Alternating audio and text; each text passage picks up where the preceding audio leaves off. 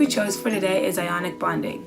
We'll be talking about the properties and general information. Some properties of ionic bonding are that in ionic bonding you transfer electrons from one atom to another, resulting in the formation of two charged particles known as ions. Another property is that in ionic bonding, ions are attracted to one another. This is due to electrostatic force, which brings oppositely charged ions together.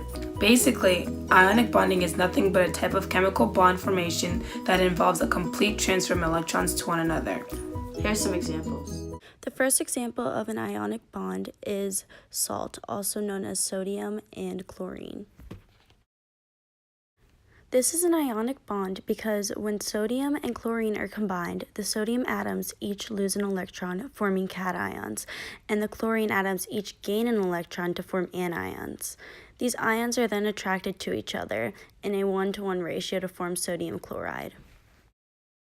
The second example of an ionic bond is lithium fluoride. This is an ionic bond because lithium is a metal reacting with a nonmetal, fluorine. Also, lithium transfers one electron to fluorine. Lastly, here are some properties of ionic bonds. Ionic bonds have high melting points and boiling points because they are really strong and require a lot of energy to break them. Ionic bonds form crystals. These crystals that are formed are brittle and very easy to break into small pieces. And ionic bonds do not conduct electricity in the solid state, but they do in their molten state.